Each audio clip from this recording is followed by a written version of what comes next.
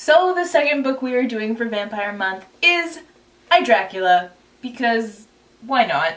This was probably one of the hardest reviews we've ever tried to write because there was just so much and nothing to say at the same time.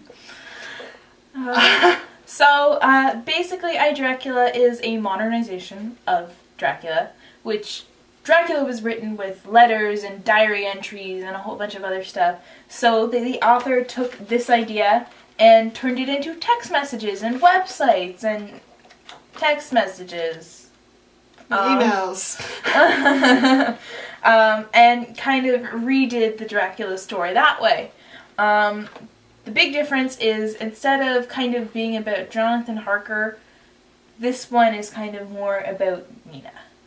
And in essence, this is absolutely brilliant. Like, it sounds good on paper, but as we've said in the review, the major problem is there is nothing here. Like, it's like, It's like, can you describe your text message conversations to your friends? Really?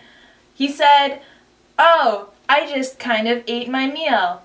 Lol." Like, it's kind of not interesting in a way because there's so much going on that the characters know about because they're aware of each other and they're meeting up and they're going for coffee and they're going out and they're doing stuff together. But by just reading their text messages and their emails, you're just getting the bare minimum because someone would be like, "Oh, remember when we did this?" And the other person will be like, "Yeah, we totally did." And you're sitting there and you're like, "What did you do? What happened?" What happened? And it's not like they're going to be like, "Oh, remember that guy we saw? The guy with the really creepy teeth and the glowing eyes and the..." Like, they're just gonna be like, "Remember that creepy guy we saw?" Like, that's it. Or like, we were visiting, what did they call Renfield? We were visiting Renfield in the insane asylum and he bit Lucy. Ah! So, it kind of negates some of the urgency and the drama of this because... Oh my god, I think I'm being attacked by a vampire. Text. Just run! Just run! And like they really, like for the last bit, they really tried to go back to the original Dracula form and have Mina writing this letter to Lucy on email after Lucy is dead to tell her, like, for closure. And even then, it's just not detailed. Like, let's open to a random page and see... Abe drew a circle around us with a piece of wood from his pocket and filled it up with liquid. He told me to stay in the circle, but didn't explain why. It didn't make sense to me. The only thing that made sense equals you were my best friend, and my best friend was far from me and standing next to a vampire in the dawn of a godforsaken industrial wasteland.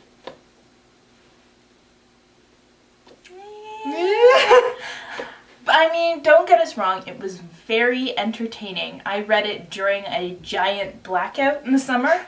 It took me like 2 hours by flashlight, and I was like, "Oh, look at this." And then it took me about 45 minutes to an hour because it's just... There's nothing. There's nothing to it, but there's this really... Okay, so when I started reading this book, the very first thing I thought was, I don't think I'm going to like Mina.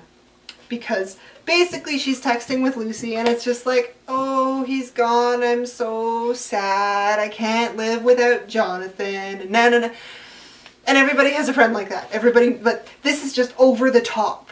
And you're just like, "Oh, I don't want to hear." And she's reading bad poetry and he mentions offhand that, "Oh, I tried this recipe, like this lunch thing."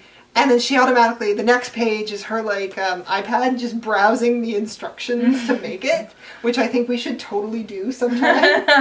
And then everything starts to go downhill because you're kind of getting these text messages between Jonathan and Lucy.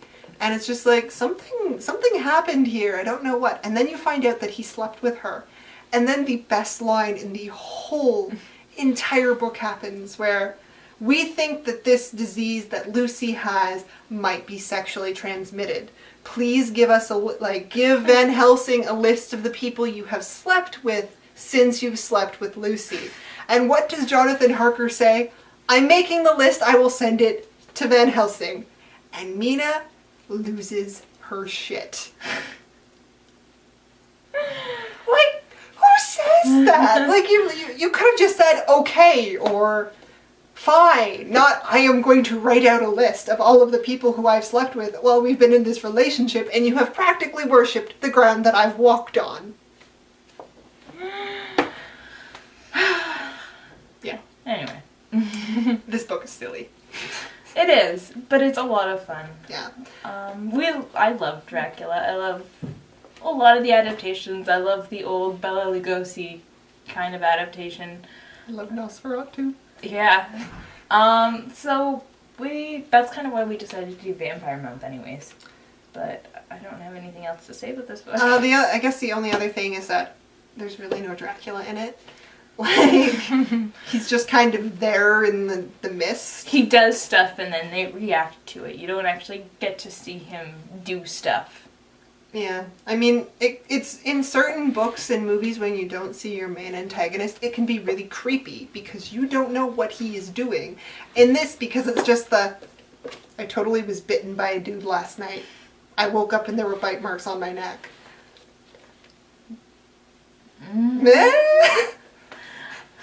It's like if you go up to a stranger and take their phone and go through their text messages, and it doesn't make sense to you because you don't have the context. There is no context, and even if you've read Dracula, because it just kind of veers off in its own way, you kind of can't keep filling in the blanks with the context that you had before.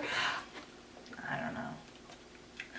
Anyways, so yeah. This was our iDrakula to Dracula comparison, and if you have an hour, pick it up, read it, and please tell us what you think about it, because we don't, after writing and filming this review, we still don't know what we feel.